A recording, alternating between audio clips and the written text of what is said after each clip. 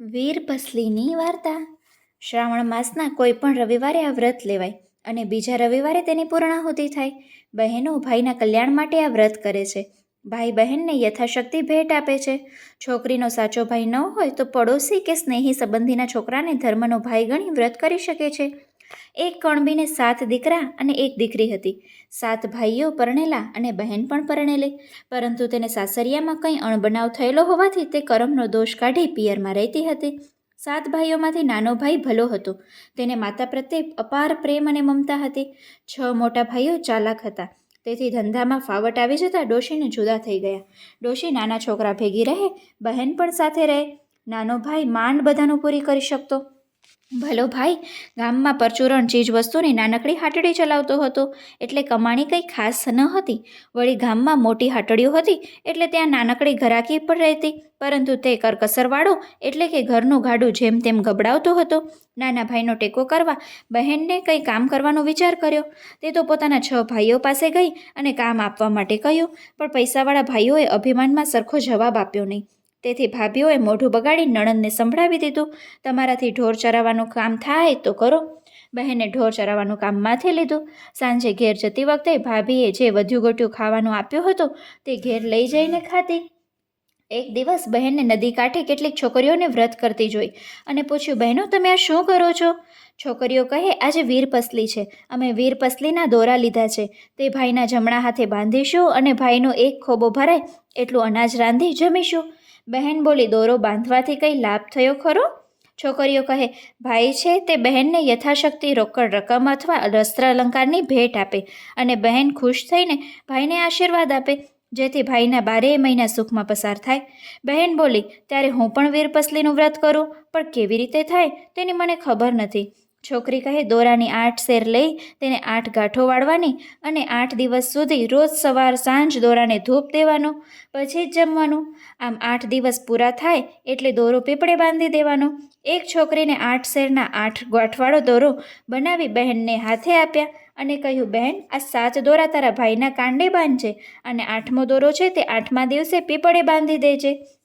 બહેન તો દોરો લઈને હરખ ભેર પોતાને ઘેર ગઈ અને પોતે વીરપસલીનું વ્રત લીધું છે એવી વાત માને કહી, મા વ્રતના દોરાને ધૂપ દેવતા રાખજો. માએ કહ્યું, સારું. ચૂલો ઠાર્યો નહીં. એવામાં તેની ભાભીને ખબર પડી કે નણંદ વીરપસલીનું વ્રત કરે છે, તેથી મનમાં બળવા લાગી. આ બાજુ બહેન નદીએ નાહવા ગઈ એટલે તેને એક અદેખી ભાભીએ કોઈ બહાને ઘર આવી અને ચૂલામાં પાણી રેડી દીધું. આથી દેવતાઓ લઈ ગયા. થોડી વાર બહેન ઘેર આવી અને દોરાને ધૂપ દેવા દેવતા લેવા જાય ત્યાં તો ચૂલો ઠરી ગયેલો જોયો. માને પૂછતા જાણવા મળ્યું કે તે વખતે ભાભી ચૂલામાં પાણી રેડતી ગઈ હશે. બહેને ફરી ચૂલો સળગાવ્યો, થોડાક અંગારા લઈ દોરાને ધૂપ દીધો અને પછી વધ્યું ઘટ્યું ખાઈ અને જોતજોતામાં વ્રતના 8 દિવસ પૂરા થઈ ગયા. હવે વ્રતનું ઉજવણું કરવાનું હતું, તેથી બહેને માને કહ્યું, આજે મારે વ્રતનું ઉજવણું કરવાનું છે, તેથી 6 ભાઈઓને દોરો બાંધી આવું અને એને મને હેતથી બોલાવશે ને જમાડશે તો જમીશ. આમ કહીને બહેન 6 ભાઈઓને ઘેર ગઈ. ભાઈઓએ દોરા બંધાવ્યા પણ બહેનને કંઈ આપ્યું નહીં અને ભાભીઓને છણકો કરી કાઢી મૂકી. બહેન હતાશ બનીને મા પાસે ઘેર આવી અને તેનો નાનો ભાઈ થોડી જ વાર પહેલાં ખેતરે જતો ગયો. બહેન તો ઉમળકા ભેર ખેતરમાં નાના ભાઈ પાસે ગઈ. બોલી, ભાઈ વીરપસલી, એમ કહીને તેને ભાઈના જમણા હાથના કાંડે હેતથી દોરો બાંધી દીધો. ભાઈએ ગડગડાટ થઈને કહ્યું, બહેન હું તને શું આપું? મારી પાસે તને આપવા જેવું કંઈ નથી. બહેને કહ્યું, ભાઈ તમને ગમે તે આપો, તમે જે આપશો તે મારા મન સોનાનું છે. ભાઈએ 1.25 શેર કોદારા ખેતરમાં વાવવા દીધા હતા તે બહેનને આપ્યા. માટીનું ઢેફું આપ્યું અને કેડિયામાં ગજવામાં 1 પૈસો પડ્યો હતો તે કાઢીને આપ્યો.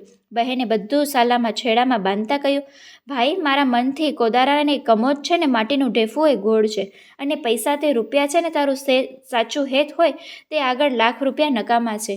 આમ કહી બહેન ઘેર ગઈ. એ તો ઓસરીમાં તેનો પતિ બેઠેલો. આ તો ન માન્યમાં આવે એવી વાત. મનમાં થયું કે આવ્યા ક્યાંથી? તે તો માથે ઓઢીને અંદરના ઓરડામાં મા પાસે ગઈ. માએ કહ્યું, બેટી તારી શ્રદ્ધા ફળી, તારું વ્રત ફળ્યું, આજે તારા પતિ તને તેડવા આવ્યા છે. જમાઈએ જવામાં ઉતાવળ કરવા માંડી. સાસુ મૂંઝાયા. ઘણી વર્ષે દીકરી સાસરે જાય તો કંઈક આપવું તો જોઈએ, પણ ઘરમાં શું હતું કે આપે? બહેનની 6 ભાભીઓને ખબર પડી કે આજે નણંદબા સાસરે જાય છે એટલે નણંદની ઠેકડી ઉડાડવા સુંડલામાં સાવરણીને ફાટેલી ઈંડોળી, ગાભા અને ચીથરા ભર્યા અને એનું પોટલું બાંધીને સાસુ પાસે આવી. પોટલું આપીને બોલી, આ અમારા તરફથી બહેનને આપજો. ખેતરમાં ગયેલો નાનો ભાઈને ખબર પડતા હરખભેર ઘેર આવ્યો. બહેનને આપવા જેવું તેની પાસે કંઈ ન હતું, તેથી ઉદાસ થઈ ગયો. બહેન તેના મનના ભાવ સમજીને કહેવા લાગી, ભાઈ, તે જે મને હેતથી એક પૈસો આપ્યો છે ને એ મારે મન 1000 રૂપિયા બરાબર છે. કોદારા આપ્યા છે ને એ કમોદ બરાબર છે, અને માટીનું ઢેફું આપ્યું છે ને એ ગોળ બરાબર છે. ભાઈને આ વાત સાંભળી ઘણો આનંદ થયો. ભાઈ બહેનને વડાવવા ગામના પાદર સુધી ગયો. માં પણ ભીની આંખે દીકરીને વડાવવા ઘેર આવી. ત્યાં યાદ આવ્યું, અરે, દીકરીને દોરાનો ધૂપ કરવાનો હશે ત્યારે વગડામાં દેવતા ક્યાંથી લાવશે? માટે આપી આવ. માં તો એક ઠીબમાં દેવતા લઈને દીકરીને દેવા માંડી. સાસુને દેવતા આપવા આવેલ જોઈ જમાઈને હસવું આવ્યું કે આવડી શું દેવતા દેવા માટે માએ દોટ મૂકી. ડોશીએ દીકરીને કહે, હે નાથ રૂડાત પ્રતાપે દેવતા કેમ આપનો મેળાપ થયો? મેં શ્રદ્ધાથી વીર પસલીનું વ્રત કર્યું, જેનો જ બધો પ્રતાપ છે એનું ઉજવણું કરવાનું બાકી છે, અને દોરાને ધૂપ જેવા દેવતા જોઈએ એટલે મારી માં આવી ગઈ. ગમે તેમ હોય પણ માની મમતા ને. આગળ ચાલતા એક વાવ આવી એટલે વર અને વહુ પાડ ઉપર થાક ખાવા બેઠા. પછી અંગારા પર દોરાને ધૂપ કર્યું. વહુ આવમાં નાવમાં ઉતરી. નાહીને તેને 3 વાર સાલ્લો માંગ્યો.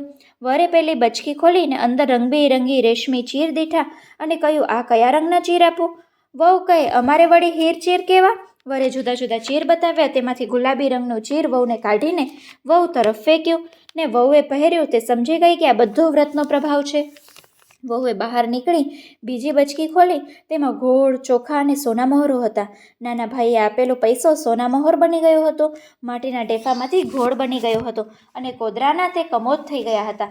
વહુ તો વિચારમાં પડી ગઈ કે આ શું? પછી તો વરને સોના મહોરો આપી ગામમાં ખાવાનું લેવા મોકલ્યા. વર ગયો ને તે સાથે અહીંયા વાવની જગ્યાએ ભવ્ય મહેલ ખડો થઈ ગયો. વહુ તો 16 શણગાર સજી ને 7મા માળની બારીમાં ઊભી હતી. થોડી વારે વર આવ્યો પણ વાવ ન જોતા મૂંઝાયો. અહીંયા વગડામાં એકાએક મહેલ ક્યાંથી ખડો થયો? ત્યાં તો વહુ મહેલમાંથી દોડી આવીને વરના હાથમાંથી પોટલું લેતા બોલી, નાથ, આ બધો મારા વ્રતનો પ્રભાવ છે. ચાલો મહેલમાં હું ઝટપટ રસોઈ કરી નાખું. વહુએ મહેલમાં ચૂલો ખોદવા માંડ્યો, પણ જ્યાં ખોદે ત્યાં સોનું ને સોનું દેખાય. ધરતી દેખાય તો ચૂલો થાય ને. અરે, હવે રાંધવું કઈ રીતે? વહુએ તો ધરતીમાને ખૂબ વિનવણી કરી કે એક ખૂણામાં ખોદ્યું ત્યાં માટી હતી અને ત્યાં ચૂલો કર્યો ને ઝટપટ રસોઈઓ કરી નાખી. પછી બંને જણા જમ્યા અને મહેલમાં જઈ વસવાટ કર્યો. મહેલમાં બધી સામગ્રી ભરેલી છે એટલે વર વહુ ખાઈ પીને મજા કરે છે. આ વ્રતને થોડા વર્ષો વીત્યા. વહુના પિયરિયાની માઠી દશા બેઠી. એકાએક દુકાળ પડવાથી 16 માણસનું કુટુંબ મુઠ્ઠી ધન માટે વખલા મારવા લાગ્યું. વહુના 7 ભાઈઓ, 7 ભોજાઈ, માત પિતા બધા વખરા માર્યા મજૂરી કરી પેટ ભરવા પર ગામ ચાલી નીકળ્યા. ચાલતા ચાલતા તેઓ મહેલ આગળ આવી પહોંચ્યા. અહીંયા એક બાગ બનતો હતો એટલે તેમને આશા બંધાઈ કે જરૂર અહીં કંઈ ખાવાનું મળશે. 7મા માળની બારીએ ઊભેલી બહેન બધાને ઓળખી કાઢ્યા અને તે તો ઝટપટ નીચે ઉતરી આવી અને કંઈ પણ બોલ્યું નહીં અને જાહેર થયું નહીં.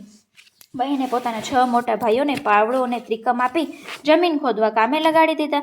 6 ભાભીઓને તગારા આપી માટી નાખવા માટે કામે લગાડી દીધા.